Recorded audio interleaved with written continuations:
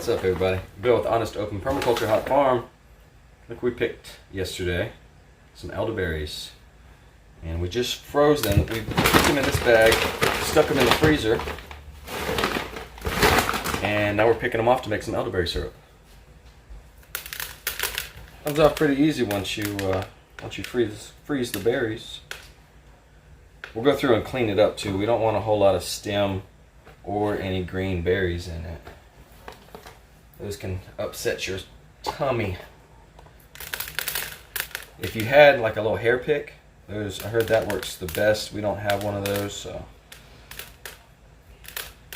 we're just peeling them off.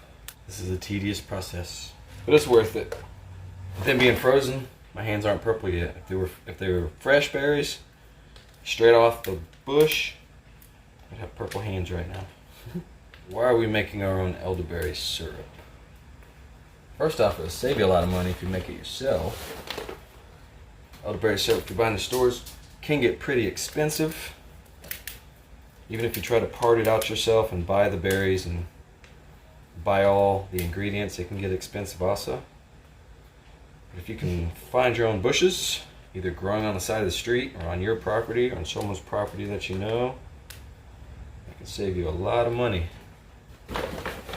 Not just the money, but there's awesome benefits to the elderberry. It can help you fight a flu or a cold. There's a ton of antioxidants in these, vitamin C, and you can use it as a preventative also. You don't have to just take it when you get sick. You can take, if you remember, you can take a teaspoon once in the morning, turn that to part of your routine, and it'll help you from, help you prevent getting sick.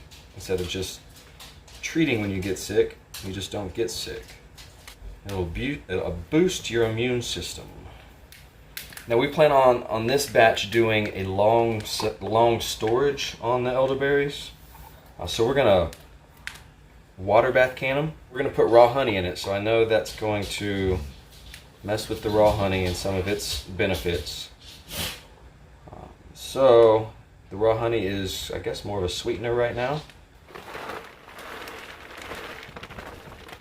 Alright, so we got our berries in our bowl. Now we're going to go through and pick through some of the green ones. Pick out the green ones, put them in here. Try to get some of the bigger stems out.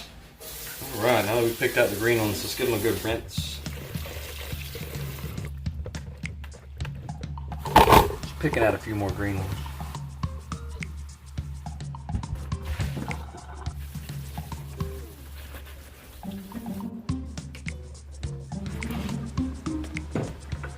Oh, they're falling through the holes.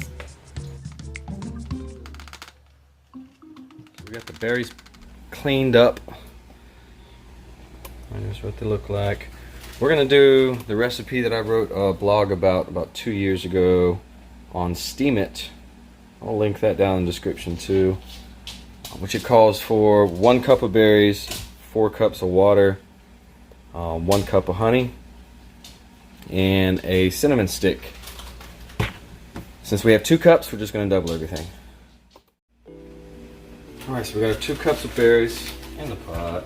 Now we need 8 cups of water. There's 4.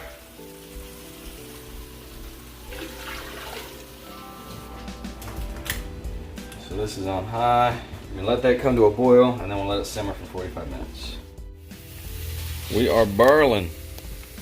Time to turn this thing down to a simmer and let it simmer for 45 minutes. So it's down to a simmer. I'm going to go ahead and put a cinnamon stick in there and let it simmer for a while in there. We'll go through and mash up a little bit. Mash these berries, make sure we get all the juice out of them. I've got a little, just a little masher here. You can use anything. I've seen people use mason jars to mash them up.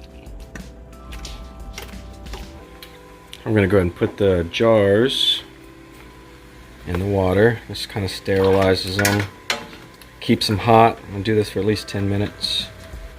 Back here we've got our lids being sterilized. the lids in the hot water to loosen up the wax so that it seals. It warms the wax up. Elderberries over here have about 10 more minutes or so left. We'll go through and give them another mash. Also, when we strain this, we're going to be pressing the berries real good, make sure we get all the juice out of them. All right, so we're about ready to take the elderberry syrup out of the pot, strain it, and we're going to get our honey ready. This honey right here is from seed to seed. We're going to use 2 cups.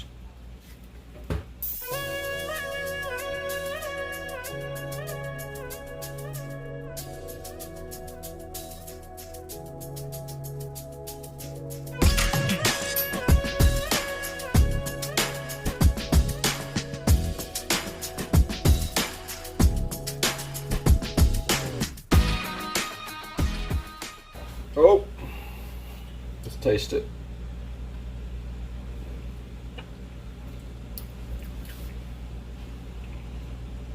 What do you mean? 1.5 cups. We just need a little bit more. So it's gonna be a mixture of 2 different types of honeys in here. See if we can pour it in here without making a mess. If we make a mess with this, we got purple everywhere.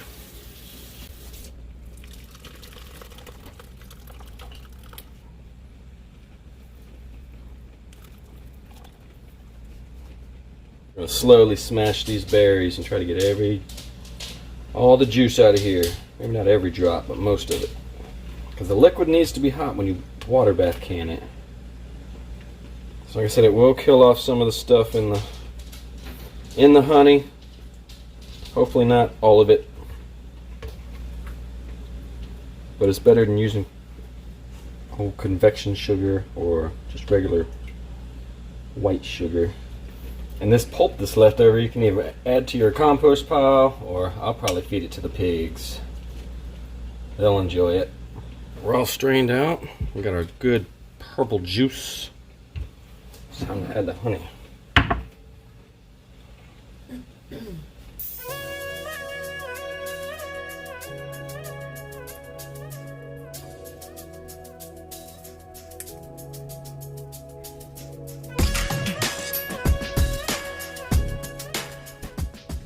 Like I said, this is just the recipe we're doing this time. You don't have to put this much honey in it if you don't want to.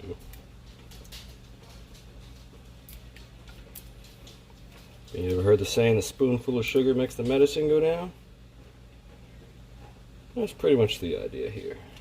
Stir it for a little while, make sure all that honey gets liquefied. It's good and dark. Nice dark purple. That's what we're looking for. I'm not feeling any more honey along the bottom. It's all in there, so let's put it in the jars. I'm gonna funnel this one more time. There is a little bit more sediment in here, so will you hold that? All right, it'll just sit right there.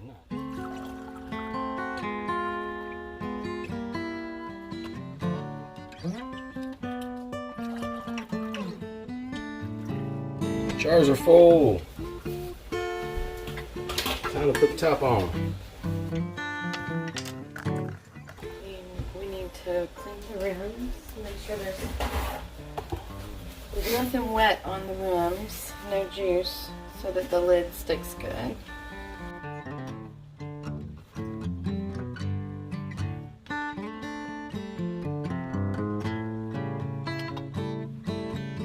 And then we need our rings.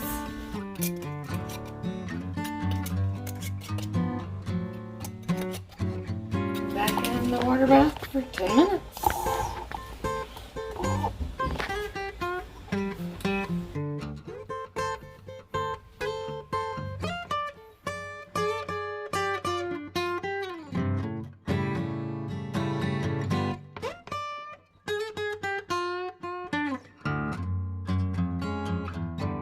Make sure your jars don't touch each other, and then you've got at least an inch of water over the top of your jar. 10 more minutes. Told y'all this was tedious. 10 minutes has passed. Time to pull it out. So you want to set it spaced apart for each can to cool.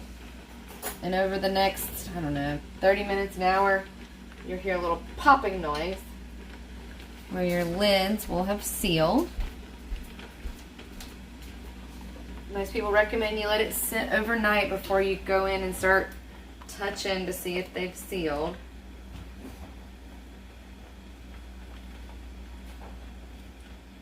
Sometimes you don't hear them pop. They suck in. They just seal without you knowing it. Then you want to check tomorrow, take your rings off. Make sure all your tops have sealed correctly. They recommend that you actually store them without the rings on, so that if you didn't get a good seal, the natural pressure will just push your lid right off.